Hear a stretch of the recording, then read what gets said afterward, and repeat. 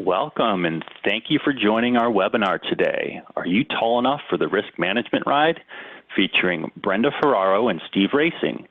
Steve is the CEO of our valued partner ASMGi, and Brenda is our Vice President of Third-Party Risk. My name is Peter Schumacher. I'll be your webinar host today, and I've got a couple housekeeping items to go over before we get started. So first of all, this is a reminder that all attendee lines are muted. We do that in an effort to cut down on background noise, especially with many of us working from our home offices. However, in an effort to keep this session interactive, we do invite you to submit your questions using the live Zoom console, so that you'll find that at the bottom of your screen, and time permitting at the end of the hour, we'll address those questions in a Q&A session. So today's webinar is being recorded, and we plan to do the recording to your inbox by tomorrow. I know you didn't join to hear my voice, so I'd like to turn things over to Steve. Thanks so much for joining, and please take it away. Great, thank you. Thank you, Peter. And congratulations, Brenda, for the great recognition and acknowledgments of your recent awards. You know, I just, as I thought about, you know, kind of being on a webinar together, just occurred to me how blessed we are to have a partner like Prevalent, you know, and people like you, Brenda, you know, not only just building great technology and a platform to really make third-party risk more manageable and those kind of things, but also a partner that just really gets it, right? Truly understands third-party risk and brings that expertise to the table. And I think, you know, just a lot of the shared synergies between our philosophies about doing business and everything, just to, you know, a real focus on being helpful and just trying to make sure that we're helping our customers, right? So I'm really excited about the topic today and the webinar today, and just really grateful to be here and just honored to present with you. So thank you, Brenda, for being here as well. And just you know, the accolades that you've won and the awards that you won are very well deserved, I must say. Thank you so much, Steve. It's really good to be with you here today. This is our second webinar together, so I'm excited to present how-tos. So basically, we've been in webinar overload. Everybody's attending webinars because we're working from home or limited time within the office. And so it was really important for us, as we discussed about this, you know, what is the ride to risk maturity, or what journey is everyone on, or what kind of evolution and skill and technique needs to be used. So I'm excited to present with you to the audience more of the how-to instead of the what should you do, but actually how to do it. So this is going to be fun, and I'm patiently waiting in line for this exciting ride, holding my ticket stub or using my wristband scanner. And so, Steve, I'm going to hand it over to you to start talking about the details. I'm just as excited to present with you and glad of our partnership. So what are we going to be covering today? Yeah, awesome, and thank you. Thank you, Brenda. It's just such an awesome title and just theme of the presentation, and just, you know, kind of the whole metaphor of you know, being on a ride and being, you know, tall enough and waiting in line and all those things. I think it's a great perspective, you know, as you think through kind of what third-party risk is all about. So today we're gonna talk about, like you mentioned, how do you actually do it, right? How do you actually do an effective program? And it's so from an agenda standpoint, I think there are 5 key areas that we're going to really focus on, threat intelligence being one. So what's the best use of outside-in intelligence, right? So I think that'll be a great point. And then just, you know, from a questionnaire standpoint, right, using an inside-out approach, how do you identify and clearly identify inherent residual risk by using those tools and techniques? Risk management in general, I mean, it's a wild ride, to your point, right? So what are the ups and downs and surprises that you bump into when you really focus on getting risk management done, and validation being such a key piece of this, right? And especially today, right? So there are just being able to validate those risks that you find, and, you know, how do you do that today? You know, everybody's dealing with this work from home thing, and how do you do it remotely, which a lot of people have moved to from an audit or an assessment standpoint. So how do you do those without being able to travel on site and those kind of things? And then making risk-based decisions. So every enterprise, at the end of the day, the goals of your third-party risk program are to put you in a position to make a good decision. And so we're going to talk about that a little bit too. So very excited. Yeah, I took a look at how theme parks used to monitor roller coaster rides. And then in today's world, I looked up places like Six Flags and Disney and Cedar Point, and they have command centers. They monitor the ride, they monitor the cars on the roller coaster, they monitor the weather, especially in Tampa for thunderstorms and hurricanes.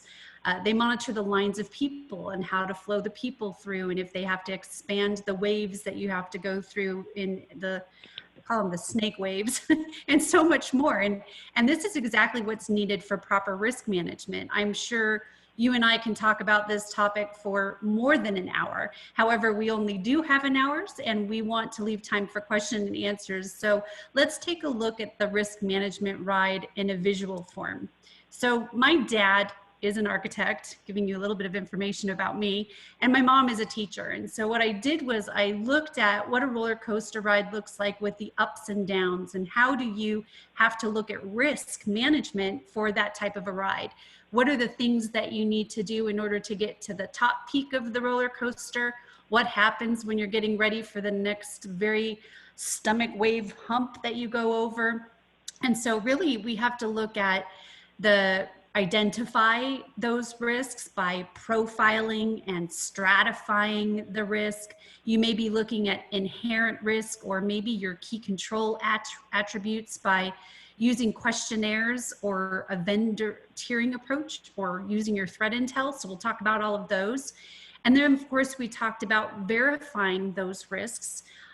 That's basically saying, okay, the outside in approach of using threat intelligence from the outside, it needs to be based on context, engagement, relevant information, so that it doesn't become too much noise.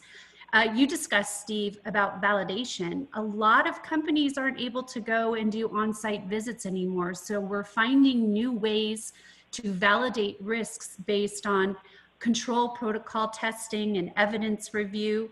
We also have, once we know what the risks are and we've validated them and we've harmonized and normalized those, we want to look at how are we going to monitor them to completion, or if even an event occurs that's going to spike a red flag that would say, hey, come look at me, there's something going on that needs attention. And of course, always looking at key risk indicator reporting and performance indicator reporting to know what tweaks and changes we might need to take. So we all know that there's a systematic method to follow when risk is involved, from identify all the way to report. But all of us have to make sure that those risk decisions are based on the appropriate intelligence and accurate data. So Steve, when you look at this roller coaster of risk, what comes to mind for you? Yeah, that's a great question, Brenda. And I love this graphic representation that you made. And one of the things that you said, like even as you're climbing up the upward slope of the roller coaster, you anticipate what it's going to be like going down the other side, right? So you form some preconceived notions and various different things. And when I thought about, the webinar today and just third-party risk in general, and what does it, what does it take to actually be effective, right? When you do a program and things like this, and where my mind went, I think we all do this. We all go to places or things that are familiar to us. And I went to situational awareness. I mean, it's like flying a general aviation aircraft, right? So, when I learned how to fly a plane, I remember my instructor, we had to learn with what was called, it still is called actually, a six-pack, right? And it gives you all the information that you need to fly the plane. There's no question, right? So it tells you what altitude you're at, for example.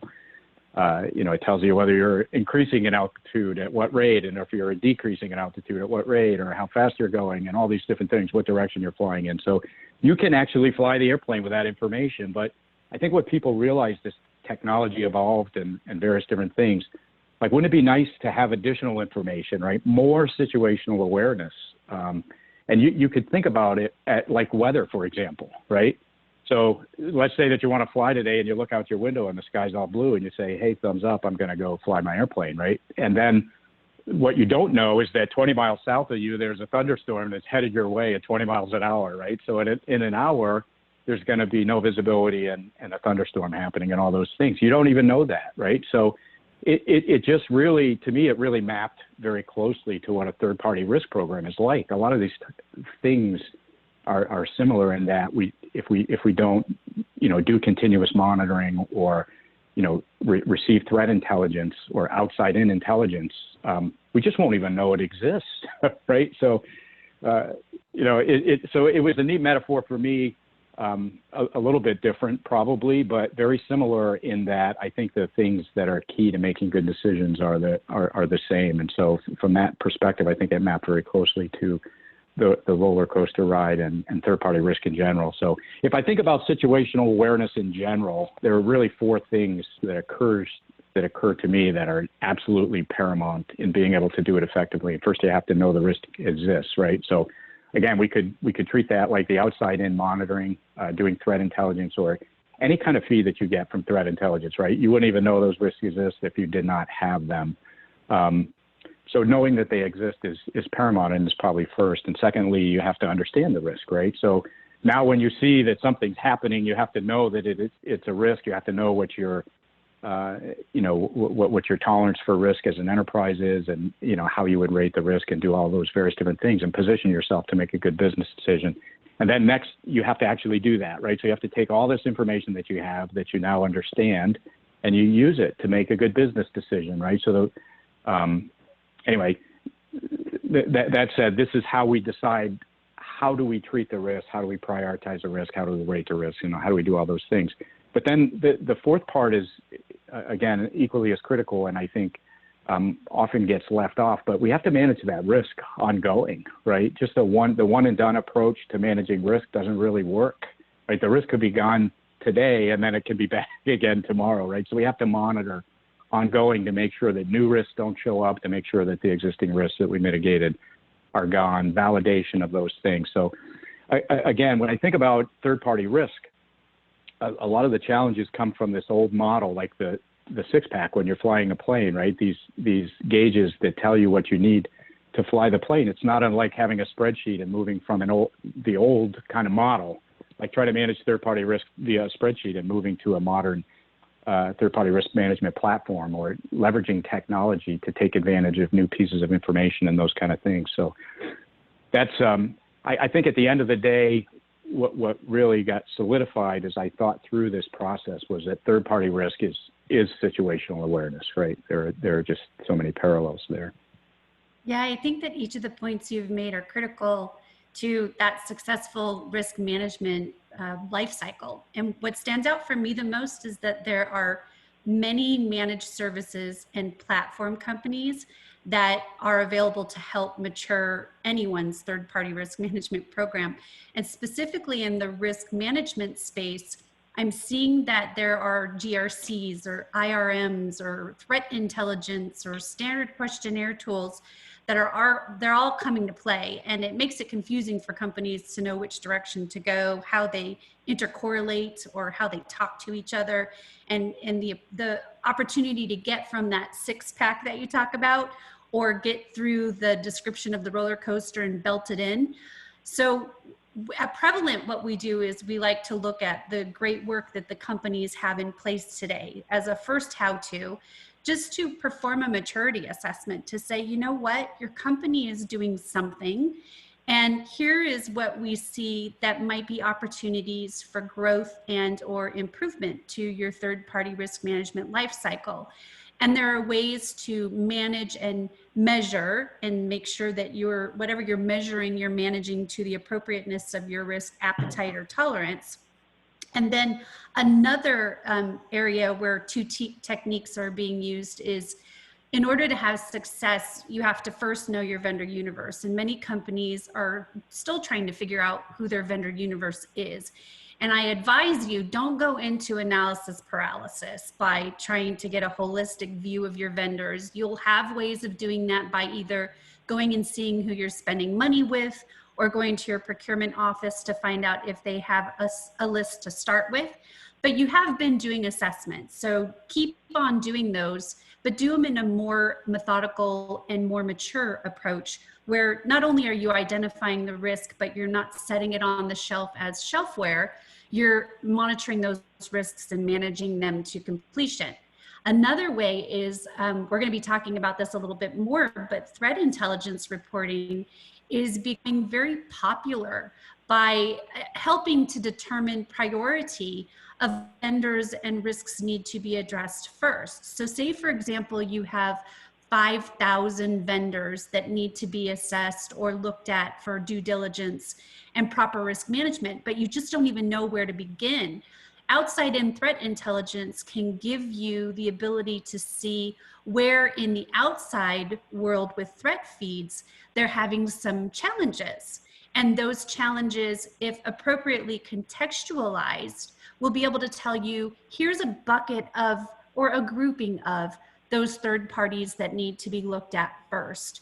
So you could use that. And then finally, there are now profiling techniques that can help to determine what relevant context information needs to be required in order to apply proper due diligence. So you can internally or even externally ask your vendors or your business units what type of engagement is being conducted. Sometimes your procurement offices will also know this, but you've got 3 venues to go and say, all right, I know we're working with this vendor. I just need to know specifics on, are they handling data? Are they doing services in a different region? Are they in a sanctioned area? Are they going through an acquisition? Things like that can help to determine exactly where you need to go and put your energy towards in efforts to find those risks that matter to you, or your key controls that are being hit up against with regards to working with those vendors. And of course, all of these need automation and a very clear picture of what needs to be addressed, and using a platform that can give that to you is definitely something that you'll want to look into, and we'll be talking about that as well. So Steve, anything else with regards to situational awareness? Otherwise, we will dip into visualization. No, I think that's, you know, the points you made, Brenda, are really valid. And you know, you talked a little bit about, you know, using platform and automation and you know, threat intelligence feeds. And I just really I liken that to, if, for example, if you didn't have a threat intelligence feed that was giving you that outside-in data, you wouldn't even know it existed, right? And so it just positions you better to make a better business decision if you have that information available to you. Yeah, it reminds me of that commercial, knowledge is power. I don't remember where or what TV station that came from, but it's one of those things that continually pop into my head. What you know is what you can act on, and things that you don't know can be a shock and surprise. So you want to find out whatever you can. So this basic visualization, I want to kind of talk about how we used to see questionnaires being used significantly as a standard methodology of collecting content. And we're now noticing more now than ever over the past year or so that a view of information providing actionable insight with automation is what is driving scalability for third-party risk management programs. So for example, this diagram shows at the very gray circle that it's not only relying on the trust factor of the assessment responses, which is very important, but it's also looking at threat intelligence, including ongoing monitoring. And if we take this approach to a comprehensive profile view, it will include components such as preview risk scores. So there are some companies that can say, here are the high-level risk scores of this normalized risk that will tell you that you may have a vendor that needs to get a deeper dive. And then that will then include reviewing the dynamic risk profile, which will include intelligence from live monitoring to see that holistic picture and have the knowledge in front of you. That's also going to be something that helps with onboarding your new vendors. So you may be using a network or an exchange that repurposes content that has already been gathered and is continually being updated and live to show exactly what's happening with their risk mitigations. But there's this technique now that when you use an industry standard questionnaire and not a proprietary questionnaire, it will simplify your risk analysis across your vendor population, and you can segregate the risks by tier or by category to make sure that not only are you asking your vendors what's relevant, but you're also identifying risks that matter to you most. Now, there's risk reporting, of course, that can be built in and leveraged into compliance registers and risk registers.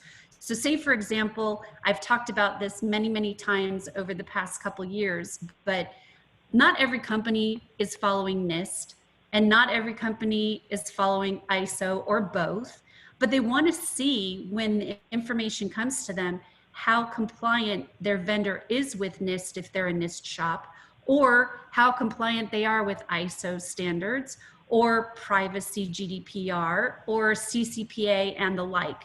And what's important about a platform that's automated is that you use the machine intelligence or the artificial intelligence to tell you, here's the responses and here's how those responses map to those compliance items.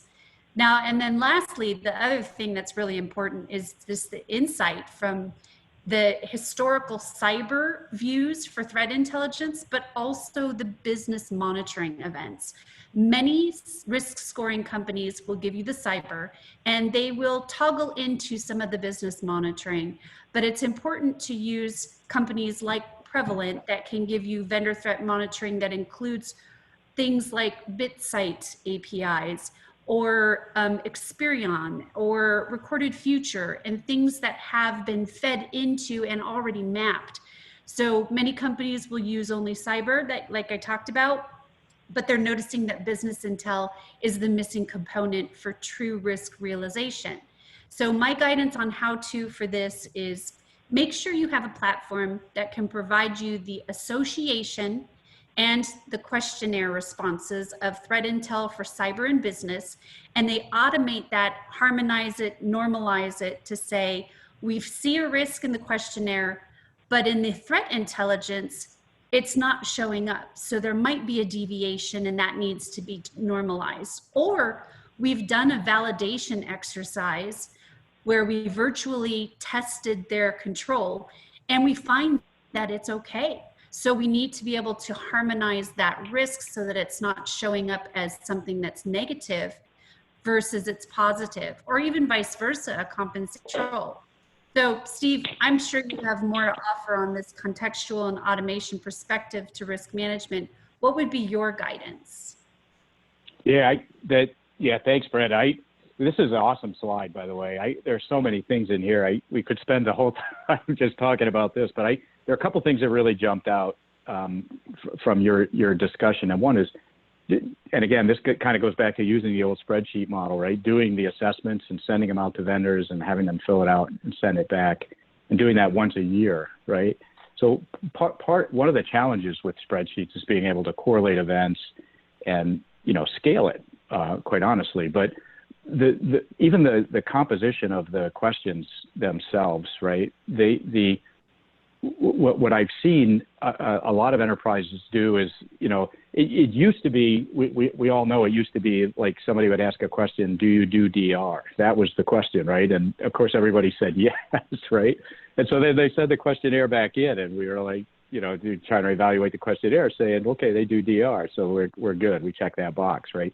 And then, companies that were doing risk assessments started getting a little more rigorous about that, right? And saying, show us your DR report, right? And then we collect that data, and then pretty soon they're saying, how often do you test it? And let's collect enough evidence so that we actually can experience and be proof positive about the fact that you did DR. Vulnerability management is another example. It's real easy to say, yes, we have a vulnerability management program on a questionnaire, right? Because you have a policy and you have a program, a written one, right? That's signed by the CEO and all those things, right? But yet if you're doing monitoring and doing outside in threat intelligence and somebody's, identifying vulnerabilities. It turns out you're running unsupported versions of OSs on your externally facing applications and those kind of things, right? So then you have an opportunity to say, well, hold on a second. In the questionnaire, you said you do vulnerability management. In the monitoring, it looks like you're not doing it, right? Or at least you're not remediating the vulnerabilities. And so you have an opportunity to sit down with your vendors now and just really kind of sync up on what's the disparity and why is there a difference. So that I think it's, using an automated tool is paramount in being able to cross that chasm, right? Being able to close those gaps. But normalizing the risk is so critically important when you think about the old, kind of spreadsheet model. Everything is in isolation. Everything is one at a time. And if you want to correlate it, you have to pull data together into a common place, like a platform would do anyway, right? So it's impossible to normalize data if you don't have all the data in one place. So that's pretty cool from that perspective. And then just even being able to do analytics on it. How many vendors are in your portfolio? How many questionnaires or assessments do you send out?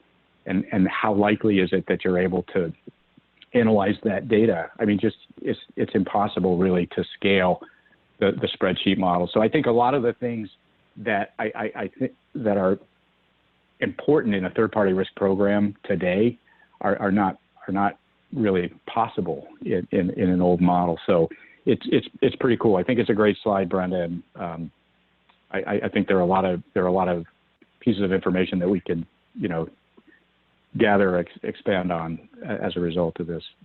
Yeah, I like how you were talking about control response effectiveness. So you can get responses, but yes, they're doing a control, but how well are they doing that control? So as we're looking at techniques to rapidly identify risks, what's important to me I'll pick up a couple things on the slide. I don't want to talk about each and every one of them, but I want to spend time on remediation and onboarding and outsourcing. So outsourcing, for example, there's situations where you have so many assessments to do and you have third parties and nth party questionnaire content that's being collected and you're asking for supporting evidence all the way through the analysis. And in some cases, risk management is the hot topic, and companies are finding that they have way more assessments than they can handle with the internal staff, and augmenting staff with playbooks on how to treat the risk is important, because you don't want to hand over an outsourcing capability to a staff that doesn't do the business the same way that you do and your team does. So, but more important than that playbook, it's critical that you have a platform that not only identifies your key controls based on your tiers or your categories, but also what are the risk rankings of those key controls? What is the association mapping to standard frameworks and regulatory requirements? And then what embedded risk recommendations are you typing into the platform so that as a vendor, I can find out that I have a risk and here's what you as a company recommend that I do based on regulatory requirements to mitigate it, along with how long do I have?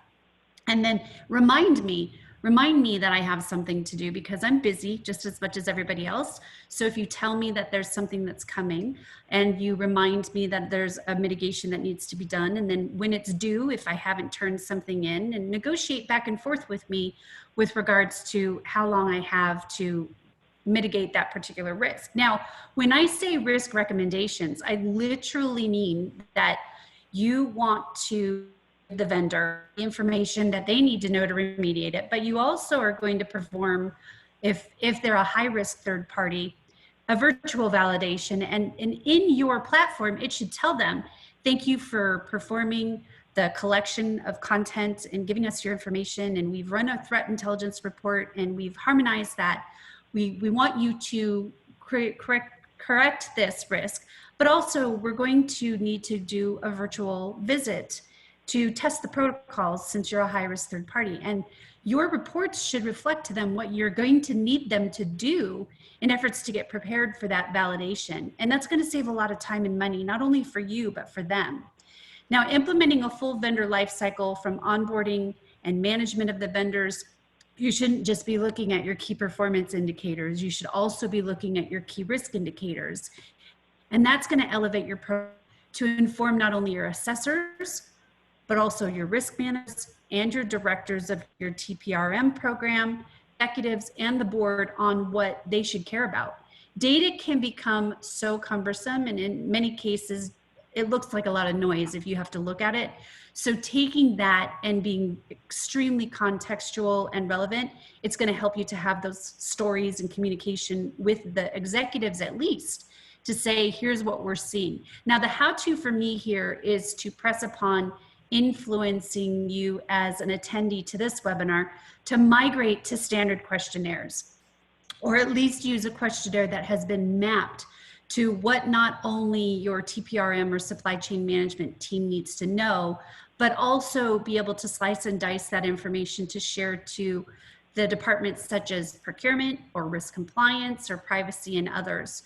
So Steve, what kind of how-to guidance do you have to share with the audience related to when the time is right to use in risk intelligence or any of these bullet items that are on the slide?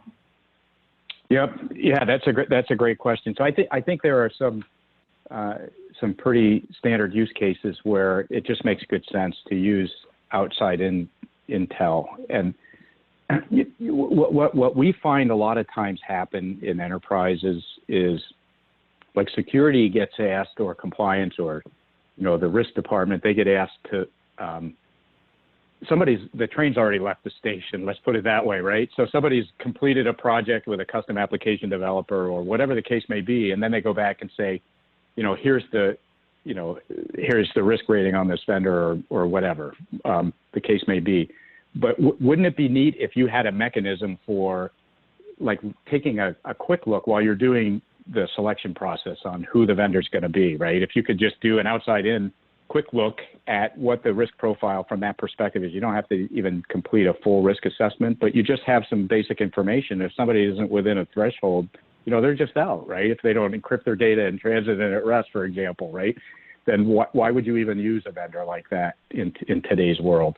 So I think, using from a vendor vetting standpoint, early in the life cycle of a new project, when it's going to be outsourced or when there's going to be a vendor involved, is a great opportunity to leverage that data. Also, from a validation standpoint, I think, and you made the point, Brenda, early, how important validation is as part of the life cycle of third-party risk management. But I think if you use outside-in risk intelligence as part of the validation process, so you still want to do, even when you use a platform in automation, you're still asking the vendors questions about what they do to meet certain security controls, and those types of things, to provide reports and do this, that, or the other thing. But validating that with an outside-in look, vulnerability management is a great example for that, right? If somebody says, yes, we have a vulnerability management program, but yet they have a bunch of vulnerabilities, it's a great way to say, hold on a second, there's incongruity here, there's something that's not consistent, please explain further, right? What is it? How do we close this gap? And those kind of things. So lots of use cases about that. Integrating with third parties that are doing external outside-in kind of views, and being able to do it yourself. I know Prevalent has got a very robust model and some differentiators, really, quite honestly, in the market, from being able to include business risk and those kind of things as opposed to just cyber, like you had mentioned earlier, Brenda, I think is a great benefit. So validation and early vendor assessments. But then also, I think from a third-party risk standpoint, we get stuck in this once per year kind of mentality, and being able to do it continuously and just throw flags when something happens, right? How do you just kind of having that 24/7 eyes on glass kind of perspective, and being able to throw flags when some indicator of risk changes, right? It doesn't mean that it's necessarily bad, but it means it's something you should investigate or look at a little bit closer, as opposed to waiting until the next annual risk review. So I would say those are three use cases that we see a lot of, and are a great fit for that. Yeah, I like how you were talking about continuous evaluation. I'm trying to make that concept stick in the ecosystem, because we talk about continuous monitoring, we talk about continuous assessments, but continuous evaluation to me is making sure that you know what the risks are, and whatever comes at you, whether it's a threat intel red flag, or if it's a risk that did not get mitigated on time, or if it's a brand new vendor that's coming in or a change in service, then you want to make sure that you're continuously evaluating the situation. It goes back to your situational awareness for sure. So for inherent and residual risk, what's really interesting is I continue to hear companies not knowing the difference, which you think that we would be grown up enough to know that what inherent risk is that we've got a decision that we're going to use a vendor or a third party or an nth party or a supply chain or whatever that might be. And it's something that we've determined that we know that is a risk for them. Now, once we bump that up against our key controls of what matters to us most, and we're going to need them to mitigate things, those become our residual risks because we know it's something that we're going to live with by doing business with them.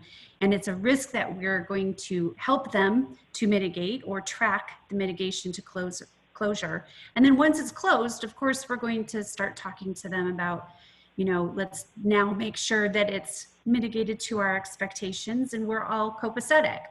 Now, the thing that's interesting about this as well is that many companies don't have a life cycle of if a compensating control or if a control standard is not being met to the appropriate risk appetite of your company.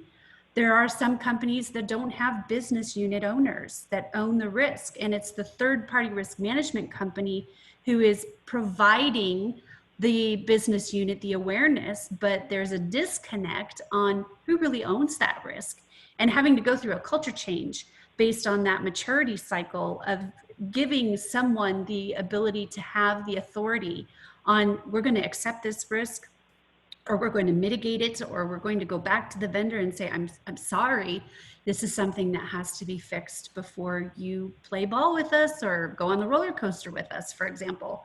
So there's a definite life cycle that any company can put into place.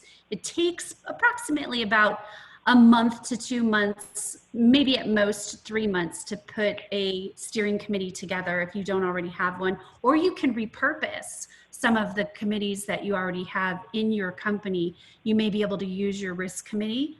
You may be able to use your privacy committees if they're already in place. But if you have to build one from scratch, the best way to do that is to make sure that you know who are the vice presidents at the highest level that own a particular business unit, and give them the information and the wherewithal to know what's going on in their own areas. Not to slap their hands or give them naughty reports and say, here's how bad you're doing, but more of from an awareness perspective for the first couple months. Here's what we're seeing. Help us to fix that internally, and we'll be doing our best to make sure that we're mitigating those risks until we have the authority put on the right areas. So Steve, what kind of things do you look at with regards to inherent or residual risk? Yeah, I'm smiling a little bit as you're talking, Brenda, because what I actually see in the market a lot is like trying to ignore the risk, right? It doesn't make it go away. and the problem that enterprise have, if no business owner is assigned to really take control of what to do, how to treat a risk, you really only have three choices, right? You either mitigate it, you accept it, or you transfer it, which means you buy insurance, you deal with it, and insurance is going to pay for it. You carry it on the balance sheet or do whatever, right? But that said, if you don't do anything, it doesn't mean the risk is gone. It doesn't mean it doesn't exist. It just means you didn't do anything about it, right? So you still have risk as an organization, and I think it's a key point that people are starting to realize today. If we go back to that situational awareness slide, right? First, you have to know that you have a risk, and then you have to understand it. And I think part of that is just understand where it sits on the life cycle of risk and what you do about it. And it doesn't mean that you have to do everything today, because you can't, right? That's impossible. I think what it means is that you have to have a plan in place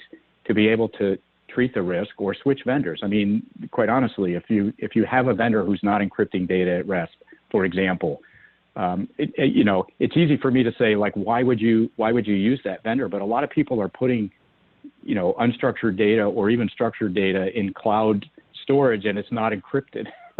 And it almost seems in 2020 like that's probably not a good idea, right? Because there's the possibility that, there'll be some exfiltration of that data, and then it's not encrypted, quite honestly. But there are a lot of enterprises that just kind of move past, I think, the risks that exist, and either manage it by not knowing, or just kind of sweeping it under the carpet. And I think that it's critical to surface these things and have a strategy in place and an owner assigned or committee, right, to talk about them. And it doesn't mean that you can't fix it eventually. It just means that you can't ignore it. That's what it basically means. And so I think for me, that's probably the thing about inherent and residual risk that I see the most.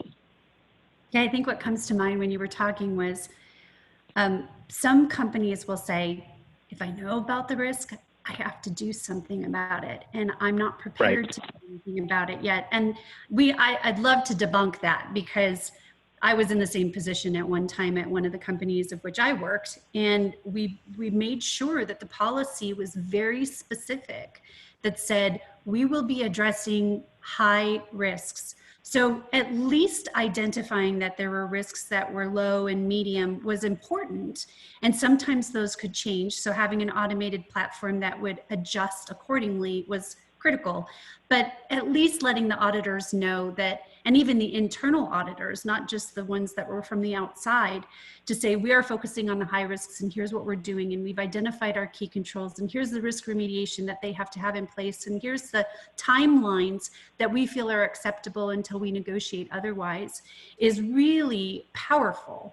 And so getting into that power of high risk and what we're having to face with regards to validating those risks in a virtual only world, I put together this graphic to show that there are 7 key components to making sure that you have the ability at your fingertips to conduct virtual assessments or controls for those validations. One of the biggest thing is automation setup. Know what questionnaires you're using, know what packaging is applied, meaning that you may have third parties that are tier 1 or category A, whatever you want to call it, and they may have a standard questionnaire, but you might also have a supplementary questionnaire of document evidence that's required, so that you can make sure that that stuff is all going to the right constituents to complete. You don't want to send a tier 3 or a category C third party everything under the sun, because then they get confused. They're like, I don't even have this information. Why would I even give it to you? So threat intelligence, having those key controls recognized, configuring those remediations, I can't say enough, and including the nth party transparency. We know now more than ever, because of what we've gone through in 2020, that it doesn't stop at the third party. You have to follow the data, you have to follow the supply chain, you have to follow the transportation. There's so many different things that you have to follow. Automated risk summary reports. What that really means is that as you're identifying your risks, and you're very nicely with a red bow giving a risk report or a dashboard to your vendors and your business units or whoever needs to look at it, they should be able to use that as the scoping document for what needs to be tested during the virtual validation approach. So it really says, here's the risks that we found, and here's the ones that we're going to talk to you about, and here's what we want to use to conduct that particular testing approach for the protocol.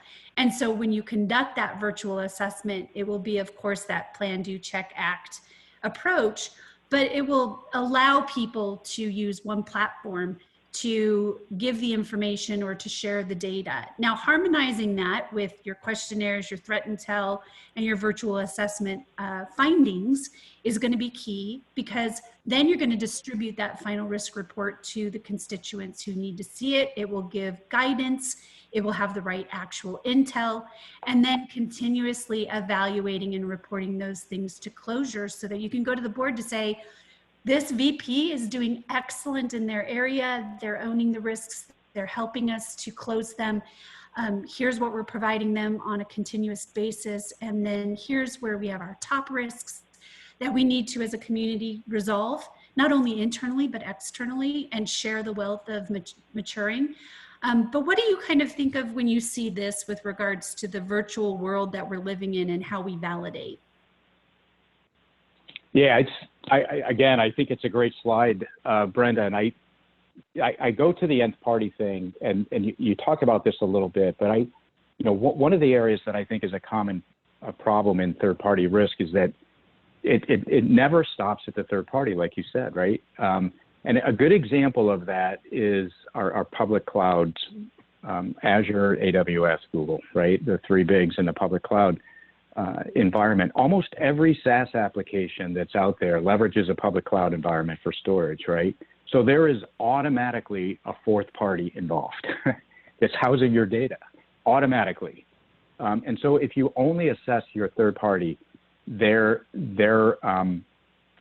kind of stopping short of really protecting your data, right? So every like public cloud or data center environment that exists has a SOC report, and they have user entity controls in it. And basically what it says, that SOC report says is, our controls only work if you do these things, right? And so if your third party isn't doing the things that your fourth party says that they need to be doing, that's a big problem, right? So I think if you tie all this together, and again, what I like is pulling all the endpoints together, and all the data gets collected in one place, and you get to analyze it together. But I think the nth party thing is what really resonates with me as a huge problem in today's world, because almost inevitably there is always a fourth party, right? There aren't many people who do things in isolation or in a vacuum. Most people are leveraging their own third parties, right? Which are your fourth parties, quite honestly. So that's kind of where I go. Yeah, so it looks like we have about almost 12 or 13 minutes left. So I'm going to go through these last couple slides a bit quickly, but I wanted to make sure that we talked about continuous monitoring and the insights that you can gain from those. In Prevalent, we have the ability to show both cyber monitoring and business monitoring, as I had mentioned before. And we've decided to take that information from a high level that's showed on a screen to making reports that are exportable, that you're able to give to an executive or management that's easy to digest. Because I can tell you, when I started using risk scoring capabilities back in the day, it was really hard for me to explain to an executive what they were looking at. So we wanted to make sure that those monitoring reports are easy to digest, of course, but also you'll notice that in our platform, if you receive a demo, you're able to see the mapping of what brand and financial and operational issues might be contributing to what responses you received from the questionnaire. So we talked about that a little bit more. So it's actionable. We want to make sure that we're looking at things that matter. We want to calibrate the reporting so that it's good and fit for purpose for your engagement and your risk due diligence. So Steve, anything you have to offer with regards to continuous monitoring?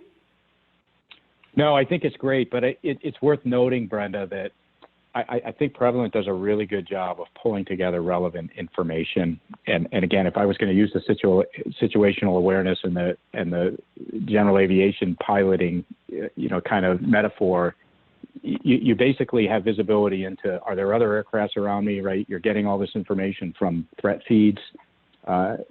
You're getting weather information. You're getting GPS information about surrounding aircrafts. You're getting, topographical information about, is there a mountain in front of me, right? All these things. I think that's what Prevalent is doing, and it's unique in the industry. I think it's great to have this level of data available to make good business decisions on. Yeah, and I think that from your perspective with managed services, as well as helping companies to determine all the gotchas or the ups and downs and surprises of the roller coaster, if you'll notice risk management highlight yellow for those of you who can see yellow, I'm sorry, sometimes I don't think about color blindness, but that all has components underneath it, the universe, the program that you build, the due diligence that has to be applied. If any of those building blocks have a hiccup or something that's not being automated to the approach of knowing exactly what you're using for your risk modeling, or what risk recommendations you need to have applied, or how are you tracking them to closure and harmonizing the risk, It's going to impact your reporting, which then is going to make it very difficult for you to talk to your board or your director of the program or even your business units. So unfortunately, if you use this as a cheat sheet, as a good thing, you will notice that if there's any box that's in here that doesn't have attention to it, it could cause halting or delay or failure to the success of your program. So I appreciate the fact that ASMGi provides services to help you determine exactly where these things might go awry, and then helps you to mature them to build your program so that you're tall enough to ride the risk ride. What do you think, Steve? Yeah, awesome. I just one comment, quick comment on the universe. COVID-19, it's a very unique situation. There's no question, but I think from supply chain and business resiliency perspective, the concept in controlling your universe of third parties from a vendor optimization standpoint, first of all, it's a combination of a security / risk responsibility and a vendor management or a procurement responsibility, right? So who owns that, right? So from a vendor optimization standpoint, I think philosophically that we've seen a lot of the consensus being around less vendors is better, right? Less vendors equals less risk. But today, supply chain resiliency is a huge issue, right? There are a lot of manufacturing companies, for example, they can't get materials. They can't get supply chain because they had a dependency on a specific supplier in a specific region of the world that was shut down, right? So it's a little more complex than that. Like today, there's a trade-off between creating multiple vendors, more than one vendor, in order to have resiliency or diversity in your supply chain, and having less vendors, so you have to manage less risk. What's the right answer? It depends, right? That's kind of the right answer. So it's not a trivial thing. It isn't trivial, but I think this slide does a great job of demonstrating the complexity that people are faced with in managing, these types of programs. Yeah, concentration risk can be a beast for sure.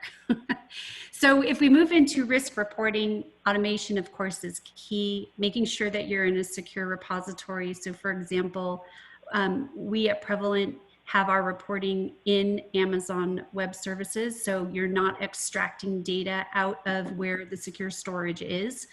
We also have the ability to help with augmenting the scoring with the risk intelligence, like we talked about before. And dashboards are becoming extremely important for not only your assessors, but your directors and above. And it's showing where is everything. There are so many steps in a TPRM program and a life cycle for assessments that it's critical for us to be able to show you, here's where this particular vendor is on all the multiple components that they have, and the touch points and the tasks and the scheduled items and the reminders. And so taking all of that and automating it and making it very easy for you is what we really strive to do, so that you can take and scale the business.